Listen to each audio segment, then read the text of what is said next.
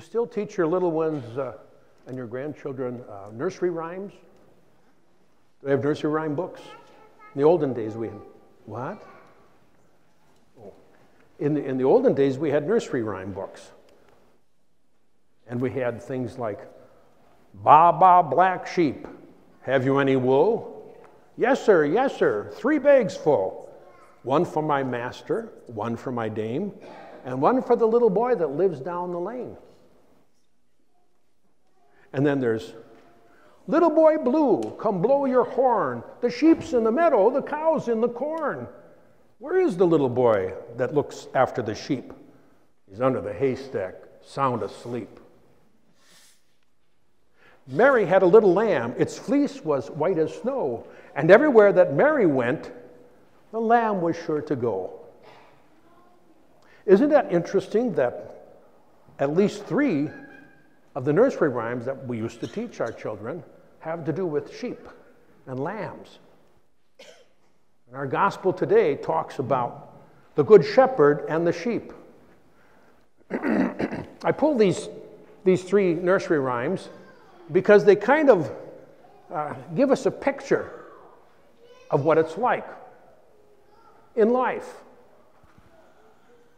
Ba, ba, black sheep. Now the black sheep is something very, very rare. You don't find a black sheep very often. If you go to the state fair, you'll see some brown sheep and you'll see some white sheep. You see a lot of dirty sheep. But I've never seen a black sheep.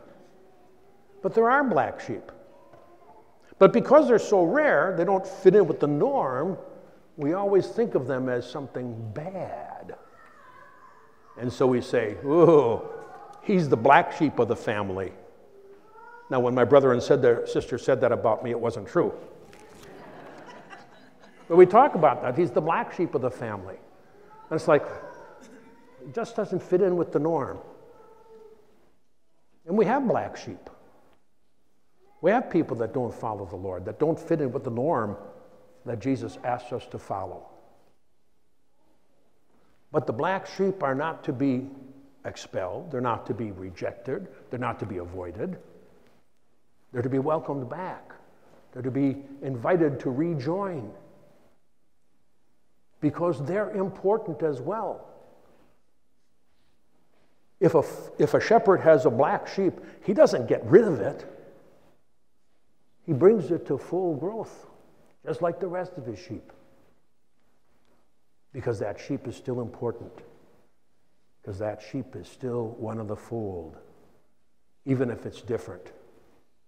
And so the black sheep in our community, even if they are black sheep and don't fit the norm of living in a society with one another in harmony, they're still God's children.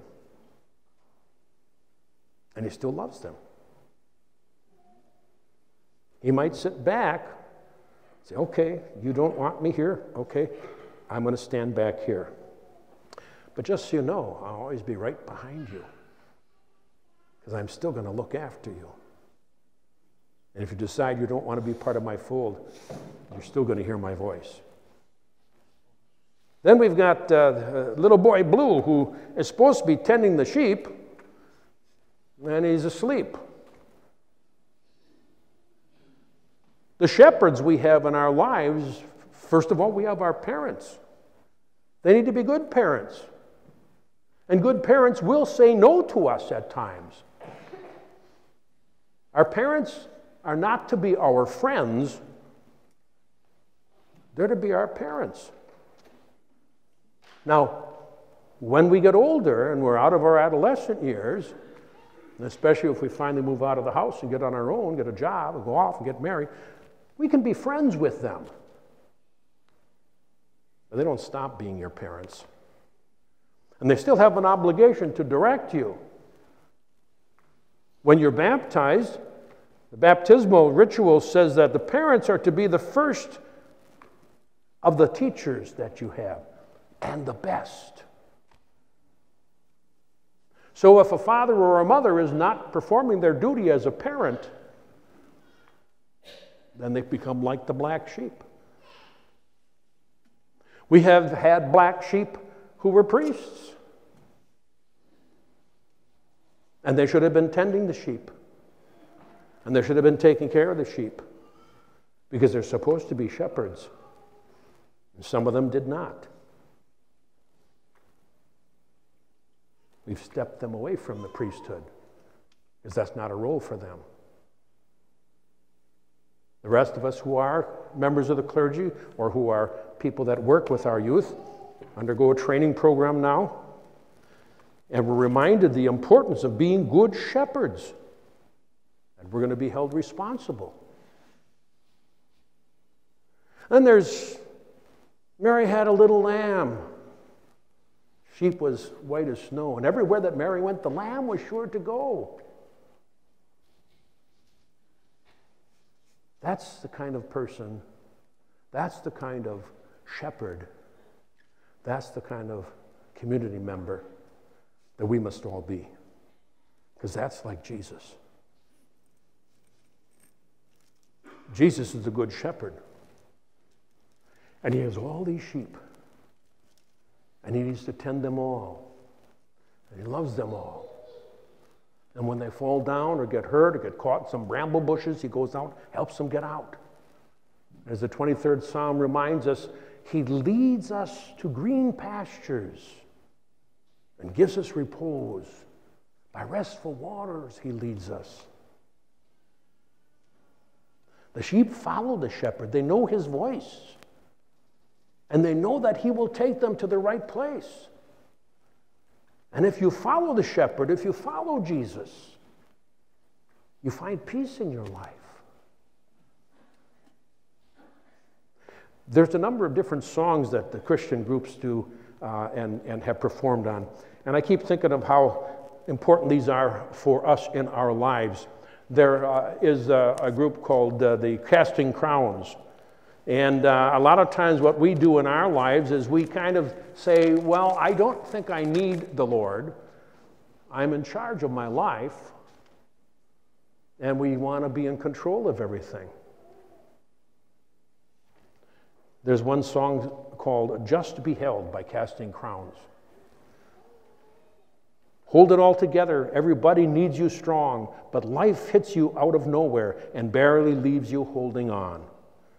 And when you're tired of fighting, chained by your control, there's freedom in surrender.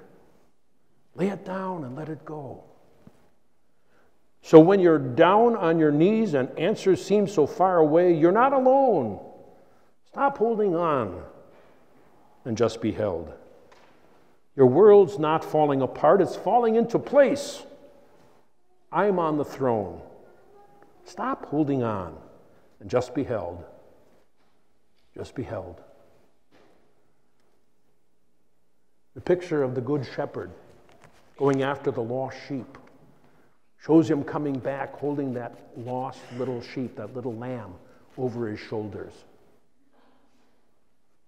You know how sometimes your dogs or your cats feel frightened when there's a storm and there's some difficulty taking place. And now we figured out one of the things that helps us calm them down is to give them one of these little protection coats to put on. Because it makes them feel like they're being held. When we get frightened by a storm at night and we're young and we're small, we cry out for mom and dad. And they come in and they just gotta hold us for a little bit and calm us down and say, you know, it's okay. It's all right. You'll be all right. Sometimes we just need to let go of the problems we have, give them over to God, and just be held. Sometimes we have to sit there in a chair and just let God wrap his arms around us and feel that sensation and know that he's there and he's telling us it's going to be okay. You'll be all right. You're important to me. You may be aware of one of the American Idol winners. He took third place. His name is Danny Gorky.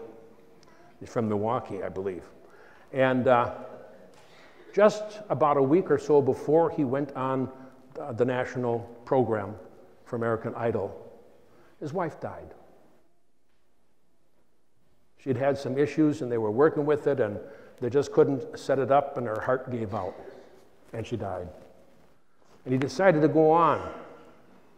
If you go on YouTube, you will find, Danny Gorky, Why Did God Let My Wife Die, or something like that is the title of it. And he talks about that. And he talks about how difficult it was. One of the things he began to think is, well, maybe there is no God. And he was so angry with God and so grieving. They didn't know whether to go on or what to do. But he heard a story, and this is a true story. There was this pastor one of his parishioners was a famous heart surgeon. And he convinced the doctor to allow him to be in the operating room and watch this heart surgeon do his job with a heart operation on a young lady. And the operation went very well. Everything was working fine. But when they tried to restart her heart, it didn't work. So they massaged it and tried again, and they tried again, and they tried again. Her heart wouldn't get going. So the physician leaned down or knelt down on the floor and whispered into her ear, "Tell your heart to breathe again. Tell your heart to beat again." And her heart started beating. And the pastor realized he had seen a miracle. And in his grief, Danny Gorky wrote that song. Tell your heart to beat again. That when everything is down, when you think that nothing's going to work out for you, when you think you can't bear it, we just can't go on, we can't find a solution. I don't know what to do. I think I'll give up on this marriage. I think I'll give up on my faith. I think I'll give up on my kids. I think I'll give up. Just then tell your heart to beat again. When you think it's all over, it's just beginning. It's just starting. And so, if your eyes are on the storm, you'll wonder if I love you still. But if your eyes are on the cross, you'll know I always have and always will. Lift your hands, lift your eyes. In the storm is where you'll find me. And where you are, I'll hold your heart. I'll hold your heart. Come to me, find your rest in the arms of the God who won't let go.